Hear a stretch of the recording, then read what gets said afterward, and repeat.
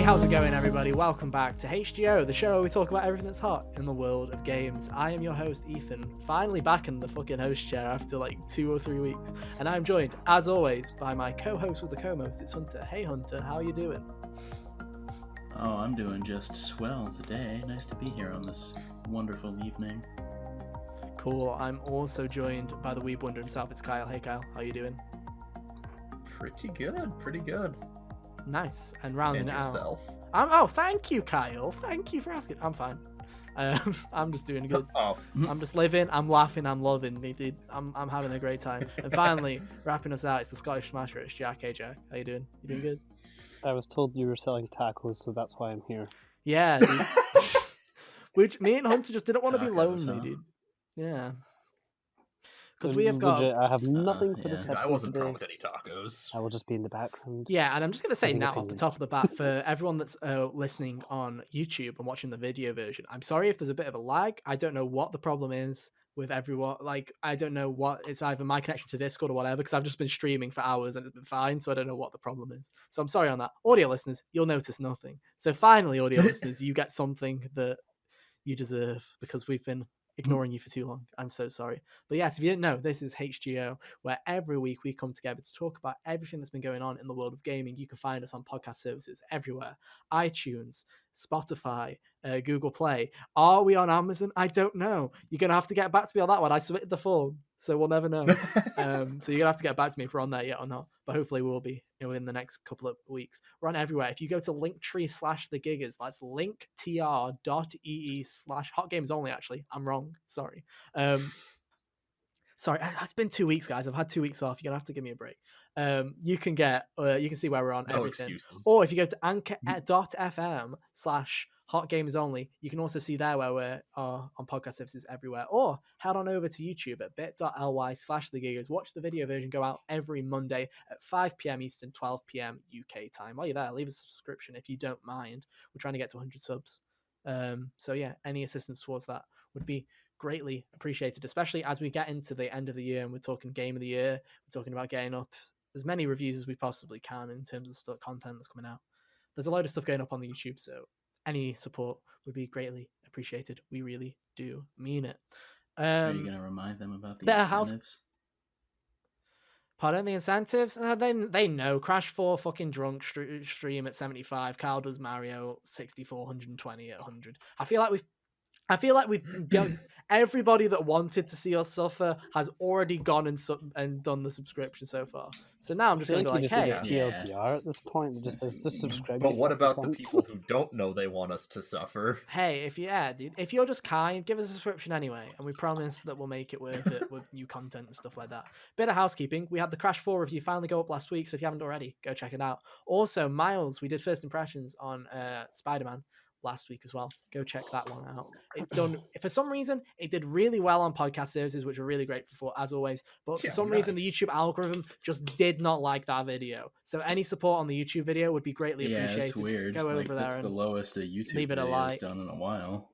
Like a long time. Like I'm talking 3 months, 3.5 months. So for some reason, YouTube algorithm was like, hell no. But so please go over there, give it a like, go and leave it a good watch time. Watch time is really important. Go and watch it for as long as you possibly can. Even if you don't want to watch it, fucking mute it. It'll still count. Mute it and have it on in the background. It's fine. But we really do appreciate it, because for some reason, that episode on regular YouTube just did not do well. But on podcast services, it did as well as every other episode. So thank you. We really do appreciate it. I think with that out of the way, I've got nothing else to mention. So where do you want to start? Do you want to start with this fucker? Because I feel like if we start with Hunter, then it's just going to be 30 minutes of me talking. So if we talk about the console that's behind you should me... probably start with the PlayStation. Yo, guys. So the PS5's out. And I have Hooray! one. Shall we do the size Europe comparison finally got now? it. Yeah, shall we do the size comparison? Okay, See how guys. big you are compared to it? Yeah, dude, this is my head next to the PS5. And this is my head next to the PS5 if I had one. Audio listeners, we don't like you that much. For audio listeners, it's about 2 Ethan heads. I like you, audio listeners. It's fucking huge. It's huge. You've seen how big my 5 head is, guys. You know I have a big head. This fucker's huge. So I'm going to talk about the actual console and the controller and stuff. And then I'll talk about what we've played afterwards, because Hunter's got a game that he's got to give his first impressions on. So deal, because all of my shit's old news because Europe got it late. So Yeah. we'll talk about the stuff. Mhm. Why do you want to start? That's the question. I guess the big. How does pulling those bowstrings on the DualSense feel? Do you want to start with the DualSense? Yeah, here it is, guys. The new controller. And if anything, that fucker doesn't feel next gen. This feels next gen. I'll give him that. The controller is the actual thing that to me screams next gen, and Is it the is console meant to feel next gen? When I pick up the Switch or I pick up when I picked up the PS4 for the first time, I was like, there's something about just having the new console and turn it on that where I was like, yeah, this is it. This is the next generation of Sony and Nintendo. When I booted up the PS5, I was thinking, please, for It's the love of PS4. God, don't crash straight away. Like, that was what I was thinking. And maybe it's my paranoia. But no, the controller itself is a fucking huge improvement. I actually love this thing. It might be my favorite PlayStation controller already. Just in terms of feel, it's... If we give you a comparison, look, I have a white DualShock 4. Does it have sweaty marks on it? Who cares? Probably. Right, so there's a white DualShock. Let's comparison time, boys.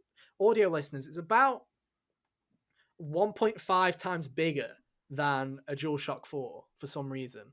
And it's mainly from this bit that mainly its width has been expanded. It's no longer got these little stumpy legs of the DualShock 4. It's kind of now got this bit here that's really flat. It kind of reminds me of the Switch's Pro Controller a little bit in terms of shape. It actually does have a give me a sec.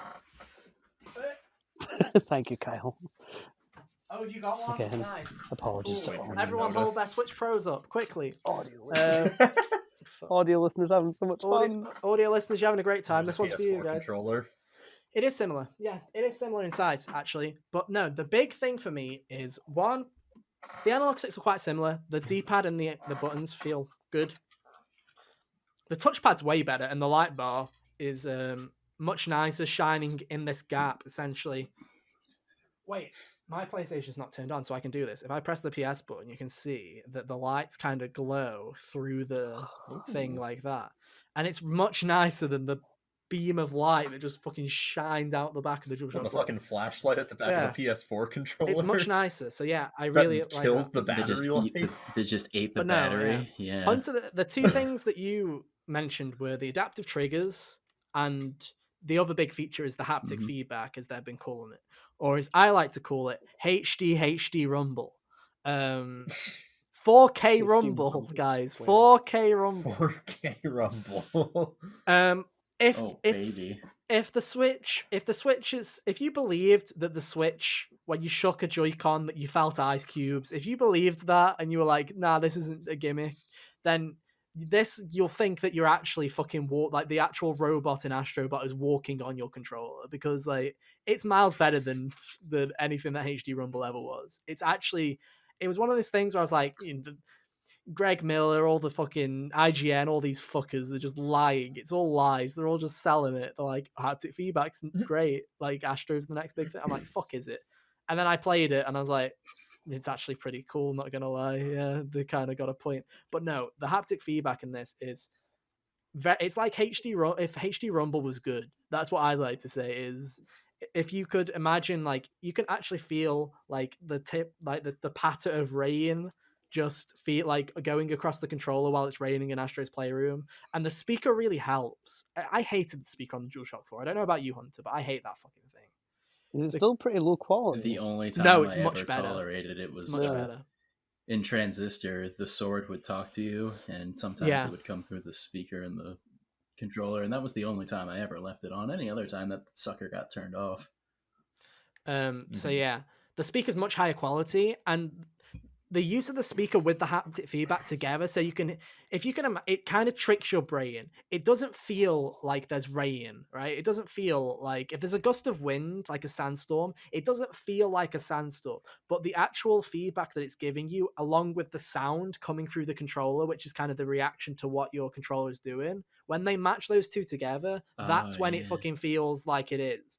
I feel like a lot of reviews have been saying, hands are wet. yeah, it's the feedback. Everyone's like, oh, it's the vibration. It's the vibration. I'm like, it's more of the speaker combined with the vibration that's what really makes it special. And you can tell because when other games use it, like Miles Morales or Call of Duty, where people are like, "Oh, guys, I can feel the train tracks underneath the train and the start." No, you fucking can't. You can just you can feel the vibration of, "Oh, that feels like a train." But because there's no like actual audio feedback, it doesn't. To me, it's not like, "Oh, I feel like I'm on the train." It just feels like, "Oh, I can feel bumps under the fucking tracks." Kind of like that's what it kind of feels like. And Call of Duty, they're just like, anytime anything happens, let's just fucking vibration. You fucking take a step, vibration. I'm like, too much. Astro's the one where it actually shines, where it's like, okay, there's a gust of wind coming at you, there's a sandstorm, and you can feel the sandstorm in your controller. It does work. But no. And then as for the adaptive triggers, Hunter, it's fucking scary. I thought my trigger was broken at first because I stopped it at about there and it just wouldn't go further. And I was like, is this fucking broken? And then I had to properly push down, and then it works. But it's really weird. I like it, but it's one of those things where in Astro, it's really fun. Pulling a bow back feels good, all of that stuff.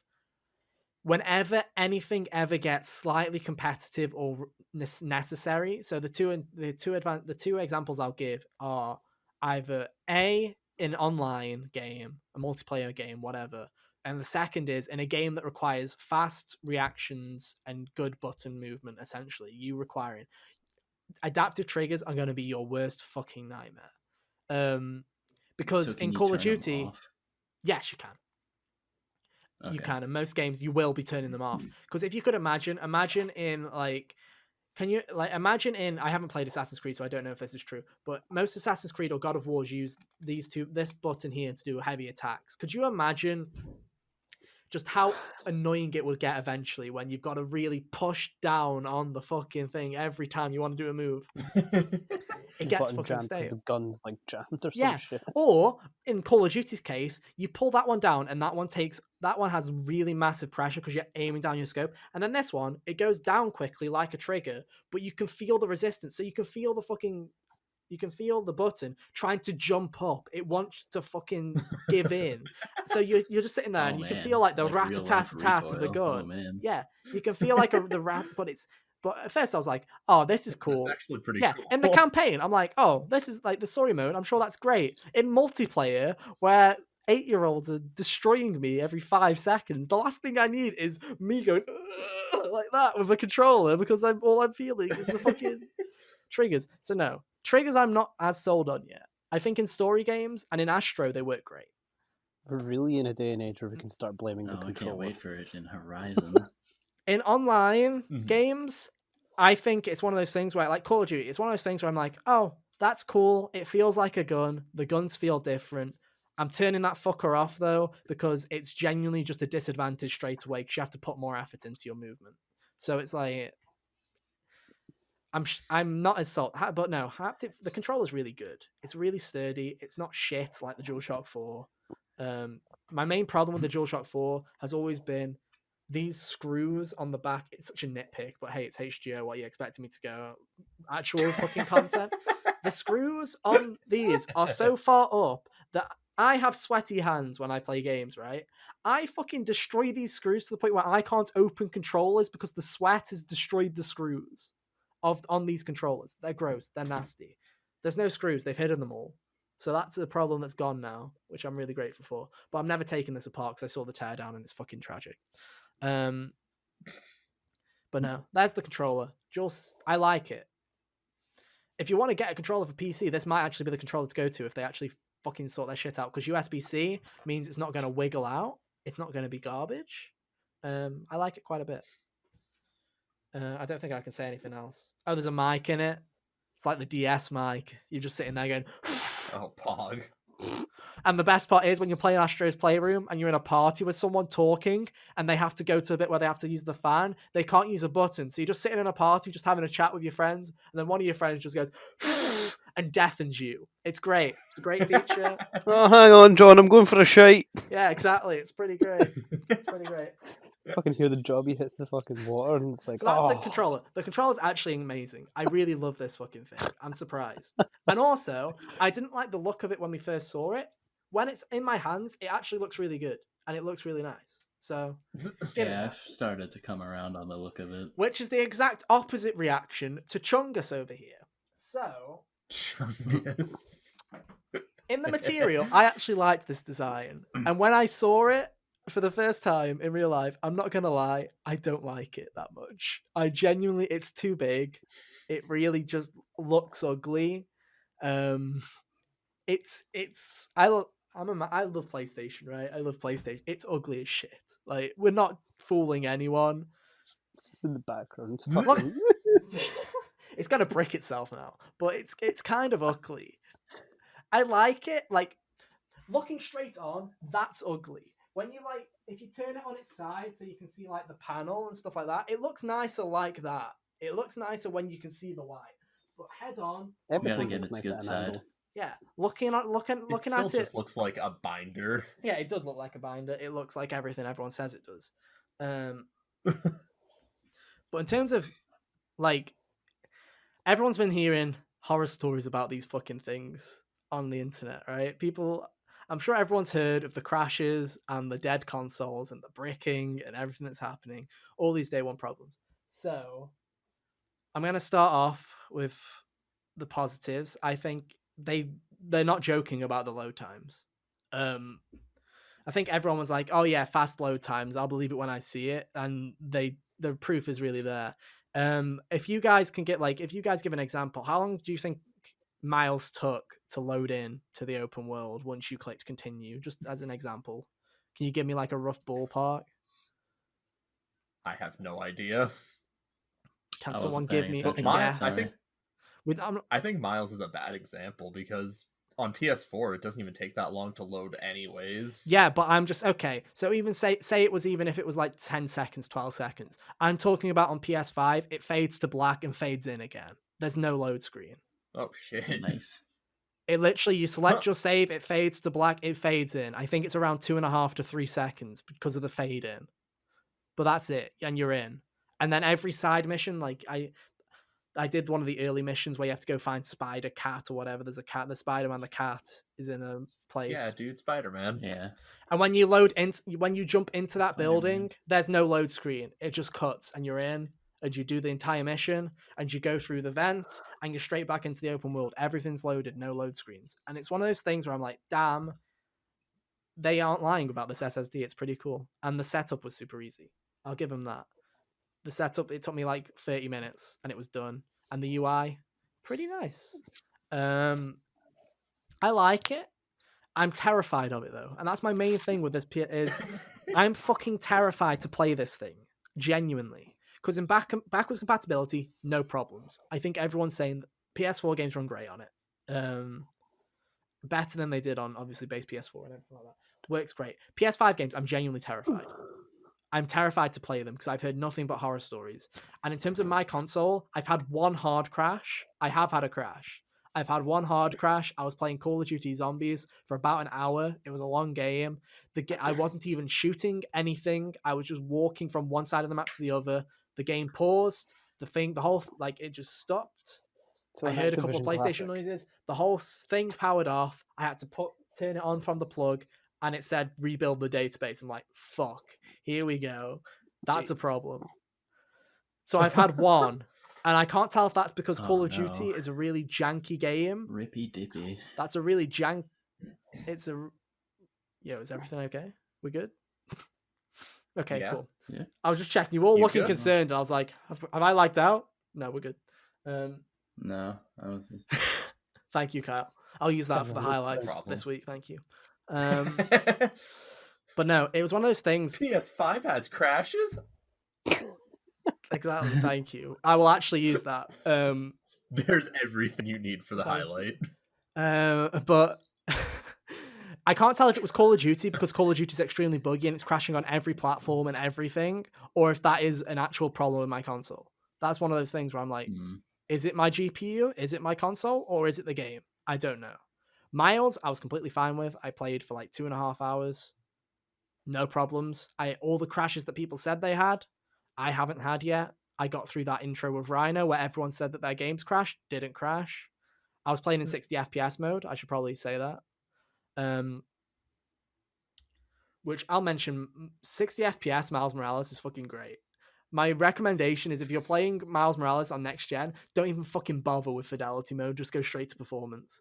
Because I played in fidelity and then I switched straight to performance, and it was so much smoother. And I could not, honestly, apart from the ray tracing, I couldn't tell a fucking difference. I genuinely couldn't. It was just, oh, this game plays really good now. Like, it's not shit. And then I went back to the fidelity mode afterwards, and I'm like, I can't do this. So there you go. It's pretty great. But no, the other concern, I will say, there's one other concern.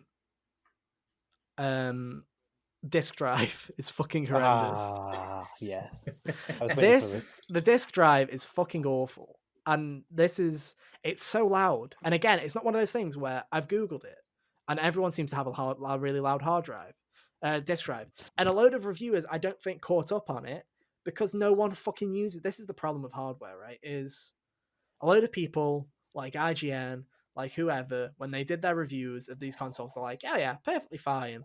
But you can guarantee the Greg Millers and everyone else like IGN, when they get a review copy of a game, when they're testing games, they're testing digital. Yeah, those embrace the digital future. No one's using discs. And you can tell because I feel like if any of them use discs, this would have been fucking brought up. It's the loudest disc drive I've ever heard on a console. I thought it was broken. My father thought it was broken. Like a desktop, like PC. Pardon? PC desktop. You know, when you put a disc into a PC desktop, like it's louder. It's super fucking loud. It's really loud. And it's one of those things where I said I don't remember if I didn't say it on Twitter. I said it in a group chat and I was like, if this is the way that they're going to convince me to go digital, then I think it's going to fucking work. Because if this is the sound that I'll have to listen to every time I put in a disc, is the sound of my PlayStation crying. It's like a fucking ninja star. It's awful. It genuinely is awful. I thought it was broken. It might be. I don't know, but everyone else is having this problem as well. It might be. But I'm honestly terrified. That's my main thing. I played Crash for hours today with backwards compat. I think backwards compat, you're safe. You're good. I think you can play anything from PS4 and it'll be fine because I just played 5 hours of Crash without a single crash or any error. It was just playing well. So yeah, I think you're fine with that. But crash. Yeah, not a single crash with the Bandicoot. I also tried Persona 5 Royal. I also tried Persona 5 Dancing, because why the fuck not? I did try some non-Persona games as well. I'm trying to think. Testing the real important games. No. Well, most of them is the hard drive. The hard drive's so small on it that I didn't want to let's try GTA or whatever. I'm like, no, because that's 80 gigs and I'm good. That's 80 gigs that I could put with anything else. But I tried. My main ones were Crash 4 and Persona were the two that I tried. I haven't had any issues with crashing or any bugs like that. The disk drive's fucking awful, and I've had a crash, so I don't know if my PlayStation's bad, but it's one of those things where I love the UI, I love the controller. Astro's a fucking gem. Miles, I'm sure I'm gonna love, and Call of Duty's Call of Duty. But either way, like. It's one of those things where I'm like, if I wasn't so scared of this thing, I think I'd be loving it more. But it's one of those things where it's like, I'm scared to fucking use this thing so much. Like, every day I'm like, this could fucking brick. And it is. It's those things. It's those little things, like the disk drive sounding like it's broken. And the fact that it does it every hour to check the disc is still in, which I think is extremely dumb, because the PlayStation 4 didn't do this, where it spun the disc every 40 minutes. Where it spins the disc and it goes really loud again for like another 2 minutes, and then it quiets down again for another 50. Because when games are running, not on the disk drive, and the disk drive isn't spinning, it's fucking silent. There's a bit of coil whine, which I've heard people talk about, where you've had it with PCs, right? Where if you're listening real close, you can hear like tapping, like you can kind of hear the hard drive writing data. I'm pretty sure similar to a hard drive writing data, but also you've heard noises that PCs make when it's just like, oh, the hardware's doing its thing. Or, yeah, it's a bit audible, but it's one of those things where I'm like, it's not noticeable to me. I haven't had a massive issue with that. So, I don't know. I've rambled a lot. I've even talked about the games. But it's like, I like it. 4K, I'm like, 4K is 4K. It looks nicer, but it's 4K. 60 FPS is fucking cool, though. That's cool. And Spider-Man's convinced me that every single Sony first-party title now, one, needs to have a 60 FPS performance mode from now on going forward. That should be a rule. And two, I'm not even going to bother fucking trying fidelity modes for any of them, because unless you're Digital Foundry, I guarantee you will not be fucking seeing a difference between. You'll miss ray tracing reflections, but do I have nicer reflections on my video game, or do I have double the frame rate? Really hard choice for me. No, I'm going to pick the fucking frame rate. It's one of those. But Ethan, shiny things. Yeah, and Sony does shiny things really Yeah. well, but also Really Insomniac's hard. that good of a developer that they can make their game look good at 60 FPS too, and it does look great. It looks fucking incredible. Yeah. So Good work, Insomniac. good job, Insomniac. But no, I'll keep you guys up to date. I know it sounded like a massive negative rant, and I'm grateful I have one, and it's really nice. I do like the UI. The UI is great. There's loads of things. Downloads are super quick. But obviously, when you have a rough launch like this, the things that are going to stick in your head are the nitpicks, are the problems, are the stuff like that. So I want to be honest. I feel like we come across a lot of the time as, Sony, they've done it again. 10 out of 10 video game. Well, hey, let's go. What a fucking great time to be alive. Fuck you, Xbox. But no, like, I mean, yeah. Fuck you, Xbox. It's not been the smoothest. It's not been the it's not the smoothest console. And I want to be real with you guys, because if you're listening to us, I hope you actually take like our opinions as valid. You don't think we're just chatting shit. So if I'm not gonna go, oh yeah, guys, best console ever, if I've had problems with it, which I have. But it's definitely worth the price tag, though, I would say so. Once the launch kinks have been fixed and the console's working as intended, like in a couple of months when you pick one up, yeah, it's 100% worth the PlayStation Plus collection alone justifies you buying the console, because if you say there's 20 games there, so say on average you've played like 3 of those games, then when you buy your PS5 for $500, you're getting 17 games. There's 20 there, so say you play 3, you get 17 games that you can just play from the go. And Astro. Yeah. You know, it's it's such a good deal. And if you have PlayStation Plus, it'll be whatever PlayStation Plus games there as well. You have Bug Snacks as well, or you'll have Destruction All-Stars, whatever the game is when you buy your thing. You'll have so much stuff there from the get-go where it's like, I'm sitting there thinking, oh yeah, the Switch was cheap, right? The Switch was like 280 quid, which was quite a good deal, right? But when you think about it, then you had to put the game on top of it because nothing came with it. Mm-hmm. And then there's like accessories after accessories, and it came for $500 and only $500. You get the console, you get the new controller, which is fucking great. You get 20 games in the PlayStation Plus collection if you buy a fucking if you have Plus, which chances are, if you have a PlayStation and you want to play anything online, you're probably gonna have Plus. To be fair, if I had a PS5, I'd say fucking pay for PS Plus even if you don't want to, for the fucking games alone, because you're getting 21 games when you sign up. It's not a fucking... I guess unless you played all of them already and don't care. I mean, if you're like me and I went to download games from the PS Plus collection and there was a grand total of 4 that I didn't own already. 4 for me as well. Yeah. But I'm still going to try those out. I'm the guy in the hypothetical who has like 17 other games to play. Yeah, and you would. From that collection. But it's one of those things where it's like, if you didn't have a PlayStation this generation, if you've been a PC gamer, or say you were with Xbox last generation, and you're like, oh, I want to buy a PS5 at some point, you just get that instant library where it's gone from the days where you buy a Wii and you get Wii Sports to now you buy a PS5 and you get Astro and whatever the PS Plus game is of that month and 20 games in the PS Plus collection. And I knocked out my earbud because I'm that fucking excited about it.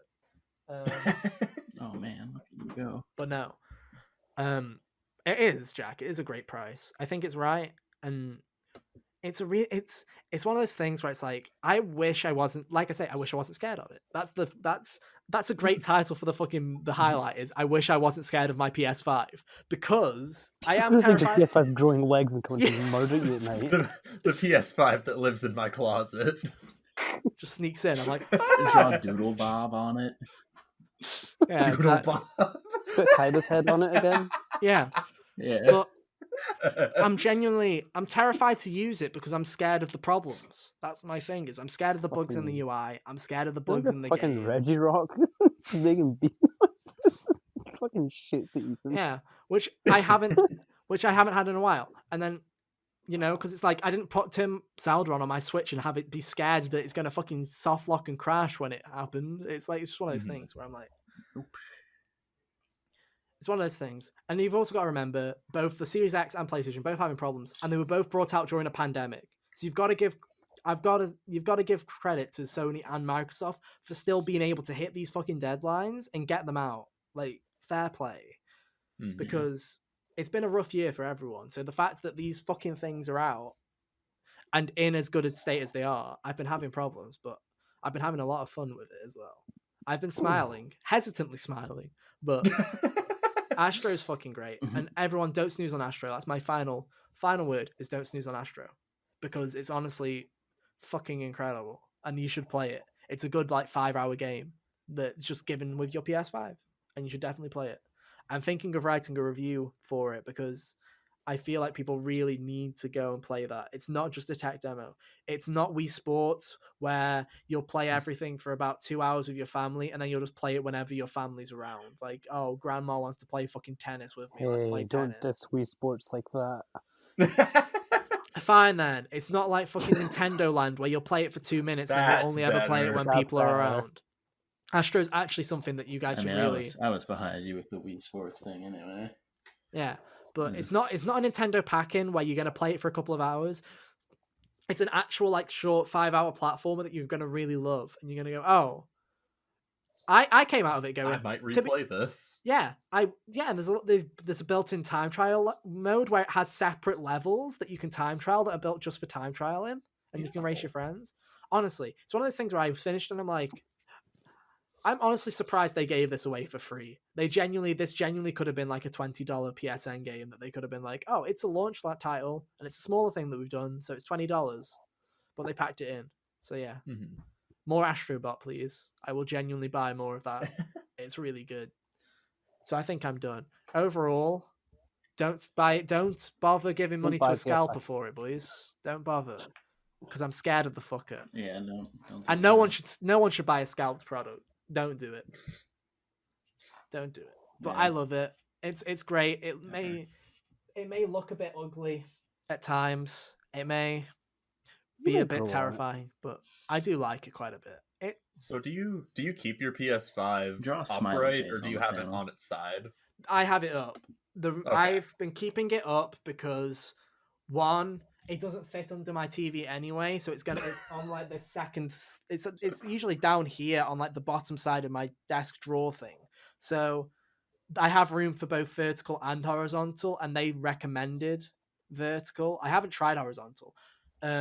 Maybe I should try horizontal at some point to see if that fixes the disk drive problems. Hey, maybe we'll do that after this, and we'll all find out together. That might be fun. But I'll report back with stuff like that. I have mainly been keeping it in vertical though, because that's the way that they said. That's the way that they advertised it. So I'm like, I'll take your word on it. Yeah, it makes sense. But it's so big that it's like, I feel like it's not a choice of, oh, do I put it vertical or do I put it horizontal? It's which way can I actually fit this fucker in my room? Like genuinely. Where does it take up less room? Yeah. And for me, it's How like, do oh, I it get could the be Tetris with it. Yeah, to me it's it's either or. I'm in the odd situation where I could, so I've just kept it vertical. But I'm actually going to, now that you've said that, Cal, remind me, I'm definitely going to try that after the podcast is finished to see if that fixes the disk drive, because the disk drive being vertical might also be causing it to be a bit more noisy. So we'll see. No confirmation though. But I think I'm done. I've said enough. We've got something else to talk about, Hunter. I've been playing Astrobot and not Bug Snacks. I'm sorry, I haven't played Bug Snacks yet. I know I failed everyone. God damn, it's downloaded. It was. I did keep my. I kept my promise. I did say that it'd be the first game that I download on my PS5, and I did keep that promise. Bug Snacks was the first game on my hard drive. I just didn't play it first. But I did keep my promise in that regard. Anyway, so while I've been playing all this stuff and been scared of my PS5, what have you been up to, Hunter? There's been something else that released this week. Oh, I've just been enjoying this dandy little game called Hyrule Warriors Age of Calamity. Indie darling, some would say. Indie darling. Its existence took people by surprise, but after that, everyone was all about it, it seemed. I have multiple Anyway, questions about I this only game kind anyway. of played the first Hyrule Warriors in passing, and I thought it was all right. Like, it gave me, at least I think, what I would assume is a better understanding of just the Warriors games in general. As far as I used to think they were just, button mashy hack and slashes. So for anyone for anyone that's in our audience that's dumb like me, who does just think they're dumb button mashers or doesn't even know what Dynasty Warriors is or what Koei Tecmo games usually are like, me right? when it comes to Dynasty Warrior games. What would you describe it? How would you describe Hyrule Warriors? Because I'm sure this game is the two games that I've said are like Koei Tecmo has really got a pair of games right now that if anyone's going to get into the series, it's going to be because of these two games. It's Hyrule Warriors and the fabled aforementioned fucking Ether game that is Persona 5 Scramble. Both of those games are the two that I'm like, oh, they actually look like they've put some time and effort into these because they've got someone else's IP that they can't fuck up with. So I'm like, how would you describe it for anyone? Okay, so at least with what I've played of Hyrule Warriors, I can't actually speak for if the other Warriors games are like this because I don't care about them. They're pretty similar. They are pretty similar. With these, it is like this, hundreds of enemies on the screen, you press a couple of buttons and they all die kind of thing. With what's going on in front of you, but like board control, I guess, like the controlling points on the battlefield is actually rather important. So there's an element of strategy that I feel like no one ever said was present in these games until maybe more recently. And it's easy for it to be lost on someone who's actually like only looking and not like playing it. So, yeah. Cool. Something I've heard about the game that's kind of interesting, that differentiates it from other Warrior games, is that they seems to have kept Breath of the Wild's like game mechanics a little bit by keeping some of the gameplay elements of like parrying and stuff and flurry rushes and whatever. Yeah, flurry rushes are there. The Sheikah Slate runes are there, and every character gets them, but they all implement them in different ways. So that's really cool. Like, we'll use the ice block one for example. If Link uses it, he just makes like an ice pillar, and it'll like block a charging enemy. If Urbosa uses it, she'll like summon an ice pillar and then she'll like zap it. So different little bits of fighting styles there. I don't remember what Zelda did, but I saw Zelda's moves with the Sheikah Slate as well. I'm like, oh, that's pretty cool. I also love the little fact that I remember that Sakurai was like, oh yeah, Breath of the Wild Zelda's not a fighter, and Koei Tecmo was like, sit the fuck down, bitch. It's actually really cool the way that they handled Zelda's fighting style, because if you're just kind of looking at it, it looks like she's clunky and panicky, but it doesn't really feel that way once you actually play her for a little bit. Like, it feels like she isn't a fighter, or she looks like she isn't a fighter because of just the way that it's like animated and all that. But once you actually play with her a little bit, you can get the hang of it and make it move. Her whole moveset revolves around the Sheikah Slate, actually. Like, outside of just the runes you can do, her whole moveset will use them in different ways, and like you can set them off in different ways with her special action and all of that. So that's cool. Yeah. So go on. What are your initial impressions then? Going in, what were your expectations and how are you feeling with what you've played so far? Okay, so my expectations were, just wacky action game set in the Breath of the Wild, like before time, basically, and it's delivered on that. Like, all of the story bits, if you like the characters from Breath of the Wild, all of the character interactions are just delightful so far. When Daruk popped up, it was great. His interactions with Link are awesome. He gave him like one of the gore and rock roast things, and Link, rather than being like, oh, silly Daruk, humans can't eat this, Link just started chomping on it. It was great. I like that, because that seems to be like a reference to Link from Breath of the Wild anyway, because you just eat any fucking thing you can grab his hands on, dude. Yeah, I know. Like, stuff like that is all... well. Yeah. stuff like that is great. Link and Rivali have a little standoff when he gets introduced. It's interesting. I like all of it a lot because I really liked this version of Link and Zelda, and I thought all the other characters in Breath of the Wild were really cool. And getting a more full picture on all of that is just really neat to me because Breath of the Wild's world is fascinating. Yeah, we barely got really much anything from Breath of the Wild, so it's kind of nice that what they're doing with this game is kind of developing more on the characters that we didn't get to see enough of. Yeah, I find it interesting. And I think that it's Breath of the cool Wild, that they go for it. I thought it was cool that they used this game as a way to do that rather than trying to like rigidly stick to a traditional Zelda game to do it. Because when things get as crazy as like that cutscene from Breath of the Wild towards the end, or one of the last like flashbacks where Link is like fighting off like hundreds or like 50 guardians and barely standing, this is the kind of game that you think would, once you finally succumb to that at the end of this one, as would happen, I have to imagine, it would make a lot of sense rather than like it'd be very strange to fight 50 guardians on a screen at once in a regular Zelda game. Yeah. You know what I mean? Yeah, it's really interesting that the characters really did resonate with so many people from Breath of the Wild in particular, out of all the Zelda games, because it very much was, everyone loved all the characters for how little they were actually in the game, which I thought was like a really big testament to how much of an up in quality it was for like previous Zelda games, was to like every fucking character was memorable, even though they showed like, when you think about it, the champions were only in their section of the game, and the cutscenes were only about an hour, like for 45 minutes you got to really know them for. That's about it, including flashbacks. So the fact that people loved these characters that much that they're now able to do something like this where they can go back and really make it, what I'm trying to say, fucking increase. I can't think of a way to be concise and consistent. To deepen the story, there you go. To deepen their stories, there we got it. We got it, boys. Find a way to deepen their stories without them just kind of shoving it in the sequel, where it's like, because I assume what Breath of the Wild 2 is it's more of a moving on of. If the first was trying to discover what happened, the second one is how do we move on, is what I assume Breath of the Wild 2 will be more about. So the fact that they have given this opportunity so that the champions aren't just shoved into Breath of the Wild 2 and it's like, yeah, we're just going to talk about these guys a bit. Give them their own kind of breath. Yeah. But hey, I could be wrong. Hunter's looking at me as if to say, boy, you know shit. I mean,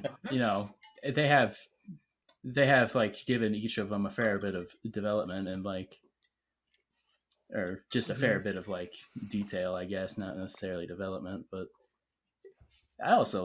another thing is like they flesh out the like how Link and Zelda knew each other beforehand, because that's also really cool because you kind of get a bit of the picture if you read Zelda's diary and like pay attention to the cutscenes. There's a bit of an arc, but there's more to it than that apparently, and that's fascinating to me. I'm always down for more of that. I love that. I always love. It's Breath of the Wild is one of those things where it's like I'm saving it to the last possible point. When we have a date for Breath of the Wild 2, that's the point where I'm like, I really just want to hop back in, just go at it again, just to see the lore and stuff like that, because there's something about the world of Breath of the Wild. I'm so indecisive about even picking up Age of Calamity because I don't know if I'm interested enough in the gameplay to play the game, but I'm also still really interested to learn more about the world of like this version of Hyrule and whatnot. I mean, it's not like the game is hard anyway, but you could just set it on easy and just troll through the main story. There's little side missions and stuff too that you can do at your leisure. Like it'll give you a little flavor text and all that, which I've been doing. There's Koroks and stuff. They're shipping. You can play as Hestu later. That's cool. Yeah. All right. Why did they bring the fat fuck back, dude? Like genuinely. Out of all the characters, I got to that part yesterday, and I was like, "Yay!" Maracatry, dude. Fat fucking Maracatry, bring him back, dude. Shakalaka, it's me, dude. Like. Okay, so I didn't collect a copious amount of Korok seeds when I played Breath of the Wild, so I don't hate Hestu. I thought he was delightful. He just danced with maracas and expanded my inventory. Why would I hate this guy? I thought he was great. Ethan, why do you hate him so much? Why do I hate him? Because every time he shook those maracas, I'm like, I'm sitting here watching this fat fuck shake his maracas to expand one fucking slot so I can have one extra sword in an inventory. You can skip the animation. That Nintendo. I was watching it. I was deeply engaged. Well, yeah, me too, but I wasn't going to complain about it. I couldn't skip, dude. I was too busy looking, dude. I was like, I can't take my eyes off this. But at the same time, I was just sitting there going, here I am, this fat fucker shaking his maracas to expand my fucking sword inventory by one when Nintendo could have just had the sword inventory be bigger in the first place. That's why I was thinking it. I'm like, I'm collecting shit to give to this fucking shit collector who shakes his maracas around and goes, ta-da, you can have another weapon in your inventory that'll break in 20 minutes. And when you finish all the shit collecting, you get a big you can pick another weapon. After that, you can pick another weapon up in 5, so it's not that big a deal. But no, it just always made me laugh. Hetsu was just one of those characters where I'm like, I was like, yeah, this is funny and all, but no, seriously, Nintendo, just give me more inventory space. This is not funny. I don't want to collect shit. Just stop. Can we fight as the Great Deku Tree is the biggest question. Not yet. I hope he uproots, dude. He's just like, yeah, boy. The fucking Whomping Willow. I mean, Whomping Willow, dude. They got pretty wacky with some of the original Hyrule Warriors characters. I think Tingle was playable at some point. I might be making that up. I don't remember anymore. Agatha. They also made a female Tingle, Agatha. Yeah, they made Linkle, dude. And nobody questioned it. We all just rolled with it. Hey, dude. I was like, whatever. Smash, I don't care. Zelda needs another rep. So why not put in another? I mean, I would hope that it would go to a villain, but you know. I'm still kind of holding out hope for Girahim. You think if they're doing? I would love Girahim to just pop up. Yeah, I was wondering if they're going to do a lot of DLC for the game, like they did with past Hyrule Warriors. But even I mean, the logical thing to me would be after they get through all of whatever is encapsulated in Breath of the Wild's world, I imagine they would expand out to the rest of the series with DLC. Like Ganon as a playable DLC character would be fine because it wouldn't be like inside of the story. It could be one of those. It could be just a standalone product as well. It seems that Koei Tecmo, even though Dynasty Warriors has very much been the most sellout thing with 20 million season passes that you need to buy and stuff like that. At least in the past couple, yeah, they're usually really bad with microtransactions. Why? No clue. But looking at my main comparison is Persona 5 Scramble. From what I'm aware, that was very much a standalone thing, and they then did not go later, oh, now here's all the other fucking DLC, and we're going to start shoving it down your throat. I don't remember them doing anything like that. So that might just be one of those things with these IPs where they're just like, we're making the fixed game that they want us to make, and then we're moving on. Because I feel like the thing with Hyrule Warriors, the original was a celebration of Zelda, was the idea. It was...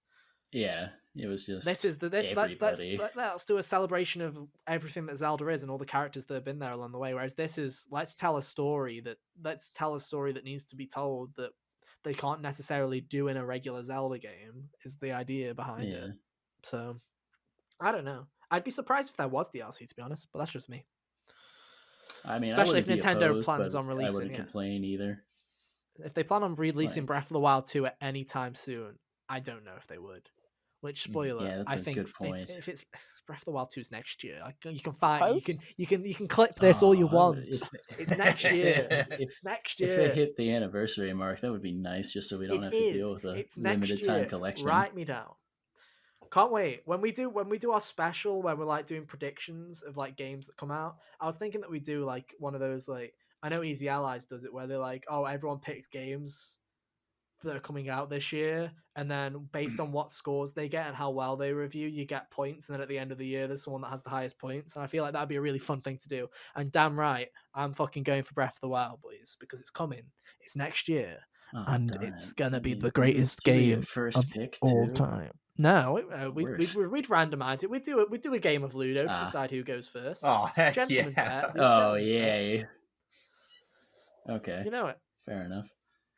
But no, do you have anything else that you want to say, Hunter, on Age of Calamity? Well, okay, so I know that I can't speak to this yet because I haven't beat the game, but I know that the original Hyrule Warriors had like a crazy amount of content to do even after you beat the story. Like, they had the whole like Zelda 1 map with like a mission mode and all that. Yeah. So I don't know if something like that's going to be here. I know that like in between the like main story chapters, you get sent back to the Breath of the Wild like map, and you have like people with things they need pop up, and there's actually like a little bit of a community system in there. Like, you do favors for people, you get material, you give them materials, and like each province, you know, like each area that the tower would have opened up on the map, like levels up.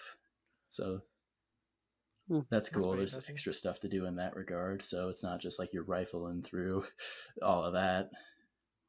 One last question I had about the game was performance.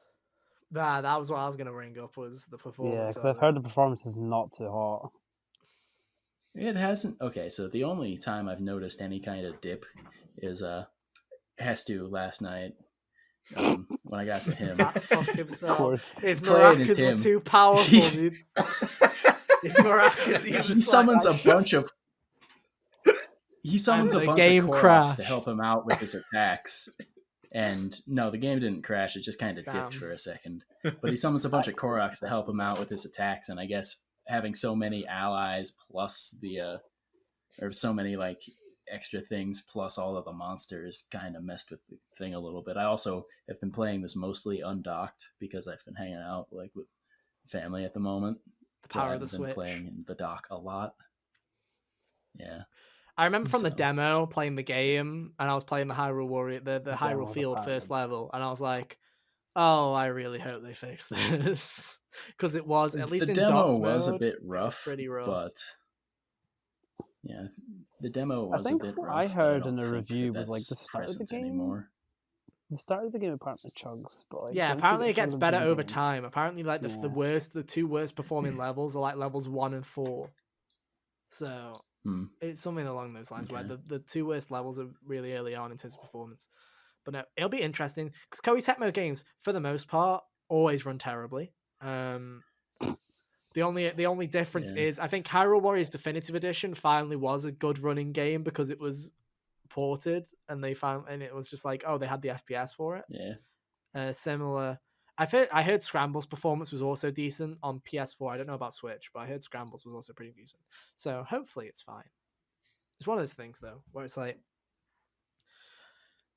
people are always going to be a bit more accepting of that with Nintendo stuff. That's just kind of the way it is. I feel like Breath of the Wild wasn't the best performing game of all time. That game had massive dips and stuff like that as well. That game shit a brick when Hester ever did a dance. Nah, I think this Chungus would shit the bricks if Hestu did a big dance on it. You know what I'm saying? If COD Zombies crashes it, then Hestu's gonna crash that. You know. What a way to go, though, man! I wouldn't mind dying that way. Imagine, dude. I'm sorry. I feel like I bullied my PS5 like Raptor too attacks. Much, Hestu dance. I feel like I bullied it too much. Should I give it a hug? Here we go. I'm sorry. I'm sorry. The fact that you can actually hug his PS5. Oh, I cricked my neck. Oh, I cricked my neck. Like how it took you the whole length of your arms to wrap your arms around the PS5. Roll it on. Come to carry on. Carry on. Guys, I'm going to have to mute my mic. Audience at home, call an ambulance. This is why we have co-hosts. Ethan, are you okay? I guess we'll talk about. They did a pretty good job of varying up the fighting shit. styles. Like all of the characters, their fighting styles make sense for who they are. The only one I don't really vibe with yet is Daruk. He's just kind of slow and meh to me so far. But maybe if I try him out a little bit more, I'll get better at it. But Impo's really cool. Zelda's is interesting. Mipha's all right. I really like Urbosa. Right. She's like my second favorite. Get me for out. Like get me for out. Yeah. Mipha's right. Rivali's also pretty cool. Mipha, get me for out. We hate Mipha in this community. What were you saying, Jack? Mifa's writing in original Breath of the Wild genuinely just made me face palm sometimes. I don't know if it's any better.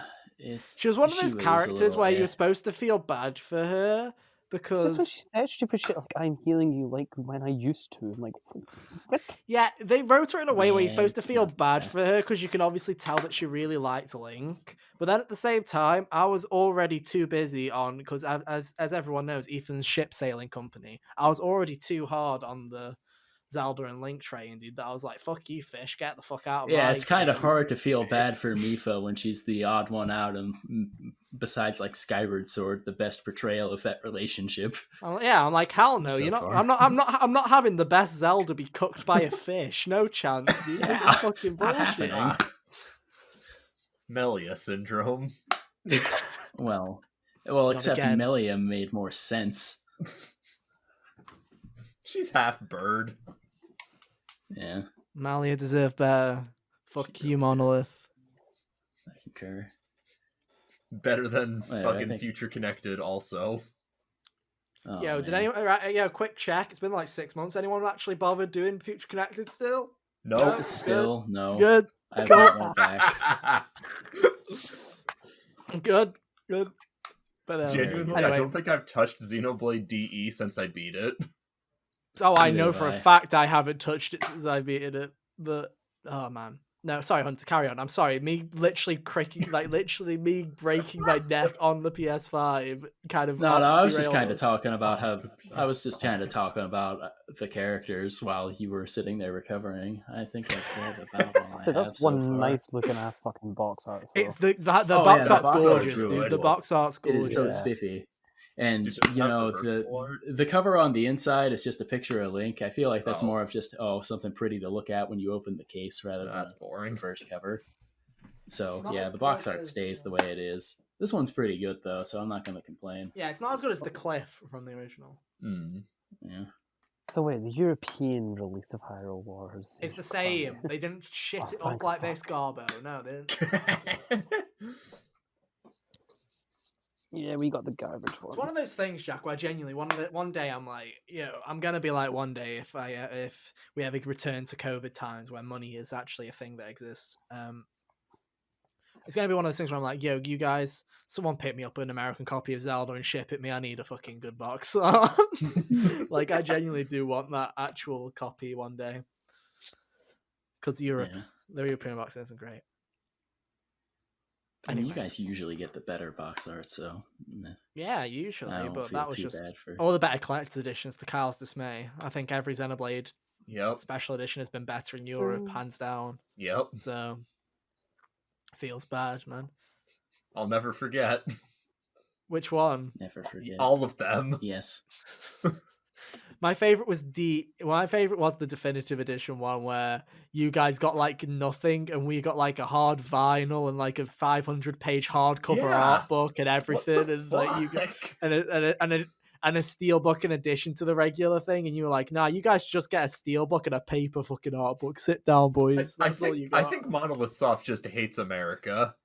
Like, genuinely. Either that, or I honestly think it's because Nintendo of Europe is the people that usually work on the Western localization and stuff like that they're probably the ones handling it. So they're usually like, oh, we can sort things out for the European release. Whereas when they're like, oh, we're doing this in Europe, and America's like, oh shit, we've got to kind of, what can we do? Well, scrap the vinyl and give them a paperback. There we go. 5 done. But no. Anyway, Hunter. So your initial experiences, would you recommend it? Because I'm genuinely curious in picking this game up. I would say that I've been enjoying it. So I don't know if you're like super anti like Warriors games that it'll sway you, but if you're willing to give it a chance, and I think Zelda's a better IP than Romance of the Three Kingdoms for 3 million times, so give it a whirl. No, I am definitely gonna check it out. It's probably gonna be one of those games that I check out over the Christmas break, where it's like, okay, everything's died down. That's probably the game I'm going to pick. Nothing of consequence is coming out in December. Pardon? There's that like little indie nothing of consequences. Yeah. There's that little indie game. That little tiny cyberpunk thing that's coming out. That's allegedly. Allegedly. Will it make it? Coming in 2077. It'll be here eventually, maybe. But still, mainly it's like I just spent a load of money. Anyway, so. I've just spent a load of money, dude. I'll wait till the generosity of Christmas to provide me with a copy of the game instead, because I've spent too much money on the chungus that just broke my neck. I can't believe that, dude. I genuinely can't believe I cricked my neck on the fucking PS5. But that's karma. That's karma. Maybe the PS5 did grow arms. Pardon? Maybe the PS5 did grow arms and just grabbed you. Yeah, it's so big. Breaking necks. I feel like I was too harsh on the design early. You know, the more I look at it, I'm like, I don't hate it. It's not ugly. It's just so big. If it was smaller, I think I'd be fine. It's just too big. I told you he was growing it, but I didn't think it'd be that quick. Nah, it is mainly. It is a lot bigger than I thought. It's so big. I should just put a smiley face on the panel. You know what? I was like, we've got one final comparison before we wrap it up. I actually do have a Wii U here. This is a Wii U, ladies and gentlemen. Oh my god, I haven't seen one of those in ages. Yeah, this is a Wii U, guys. Compared to the Wii U, that's a PS5. Oh. It's about 1/3 Wii U's deep as well. Like, yeah, it's a chonker. It's a chonk. Chonker. Oh. But yeah, I was a bit. So my question, Ethan. What? My question is, before you got the PS5, you kept telling me, "Fuck, when I unbox it, I'm going to end up saying it's so big." Yeah. But you said you were going to stop yourself from saying that. I didn't. I was like, "Fuck, it's huge." It is. Yeah, my main problem is it's too big. I have decided the two things that I hate about the design. I'm sorry that we've gone back to this fucking thing at the end of the show. I'm sorry, guys. Please apologies. But I don't mind. My main problems are, one, the size. I actually like the white. The white is the part that I actually like. The one thing is the piano black. It's the fucking shiny black. I don't like the shiny black because it's a fingerprint magnet. And I don't know. Something you did forget to bring up actually about PS5 discussion. The DualSense and the logo not being in the center or whatever. Oh, do you want to talk about that? That's a funny little thing to end the show on if you want, guys. Are you ready? Hunter, were you here for this? Let me ruin your immersion. No, I wasn't. PlayStation 5, ladies and gentlemen. So we'll wrap the show up with this, right? Someone mentioned to me that at the top, obviously, most PlayStation... Oh my god. It's not going to focus. Frick. I don't have a way. Hang on. Yeah, okay, so Kyle, you hold that up real quick while I grab while I do this. Properties. Hang on. Hurry up, my arms are getting tired. Figure, camera. I've nearly got it. Here, autofocus. Pass it. Right, so I've put the autofocus on for the end of the show. So I'm sorry, guys, if you now see me like go woo in and out of existence. I'm sorry, it needed to be done. But as you can see on the controllers, hey, there we go. Focus more. Okay, don't. Right, you see how there's a Sony logo on all of these like things? Someone told me today that if you look closely, it's not focusing again. God damn it. If you look closely, not only is it misaligned, so it's not on center, but also it's at an angle, so it's not even straight. It's fucking wonky and misaligned. So there you go. That's hilarious. That's not going to ruin squat for me because I don't care. This reminds me of the time I was just looking at my game shelf and I realized that the Resident Evil 2 and Resident Evil 3 remake spine logos are like slightly off from each other, which doesn't make sense because they should take up the same amount of space, right? Yeah. We'll have a show and tell. So, audio listeners, I'm sorry I said that it'd be a better experience for you this week, but we really did fuck you in the... Fuck you in the end. I'm sorry. You can blame me. Oh, see, God. Like if I line up the cases, that's fucking you see that the R.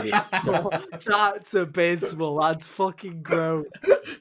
It's hilarious. I noticed that. The first thing I did was took a picture of it and sent it to my sister, who I thought that was going to be like a few millimeters or something. That's fucking nasty. I have Resident Evil 2. I'm now never buying Resident Evil 3 remake, dude. That's fucking... No, the intern just put a full fucking space right before he started typing. Yeah, dude. Yeah, it was just like the R starts in 3 where, the E in 2 is. It's hilarious. Yeah, that's pretty fucking funny. But no. To conclude this really weird episode of HGO where it's been a much more of a ramble this time around. I like the PS5, but I'm scared of it. Hunter really likes. I'm scared of the problems which hopefully get fixed and Sony everything. And Hunter really likes Hyrule Warriors. And I should mention, even if I do have problems, these things have warranties, guys. So it's not the end of the world situation. These things come with warranties. Sony is not gonna fucking do anything badly in terms of on the consumer perspective. If there's something wrong, they will replace them. They will fix them. So it's take your controller back and tell them to recenter the Sony. No, but yeah, I don't know. I feel like I came off really harsh with the console, but I do like it quite a bit. But I feel like everyone was way too positive on the reviews side. But I feel like I needed to at least be transparent, So hopefully you guys understand that I have been having a load of fun with the games that I have been playing, except for that one crash, which has terrified me. But other than that, we're good. We're living. So I think we'll wrap it up there because it's gone on longer than I expected. Hunter, where can people find you? youtube.com/ReaperHunter23. Very cool. Let's go to the Peanut Gallery, who have been here very kindly to bounce off of, because if it was just me and Hunter, I feel like it would have been a lot different. So thank you guys for helping. Kyle, where can people find you? Hey, I was here for show and tell. Hey, hell yeah, dude. Hell yeah. You can find me over on Twitter at KDavisSRL or on Twitch at twitch.tv/KDavisSRL. Nice. And Jack, where can people find you? Twitter.com/Jacobine or twitch.tv/Jacobine. Very cool. And you can find me at Chaotic Ether on both Twitter and Twitch. Thank you ever so much for listening / watching this week. We'll be back next week with who knows? We've got a couple of weeks now where in terms of games, we might have reviews and stuff going up over the next couple of weeks. But in terms of HGOs, there might be a mild spoiler cast in between somewhere. But other than that, we're really done with games. Awards predictions. Yeah, Awards predictions. And stuff like that. We could do a Game Awards prediction. That's a good idea. Right, that one. Yeah, we can make a game out of that. That'll be next week.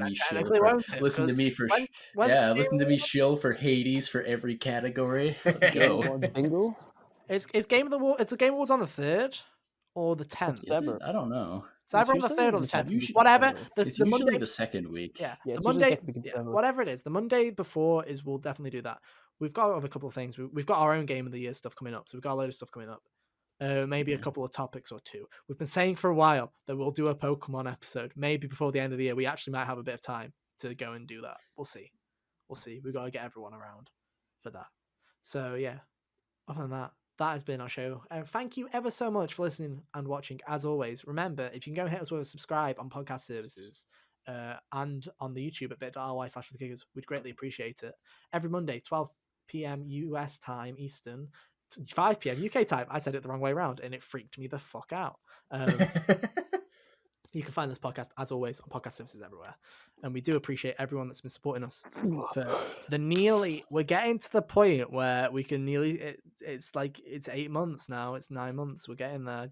We've been doing this for a while. So thank you, everyone, for supporting this as we go. Lots more to come, hopefully. I'm not sick of it yet. So we'll see. But on that note, we'll be back next week for more. But until then, stay safe, and we'll see you then. Bye. See you later. Toodaloo.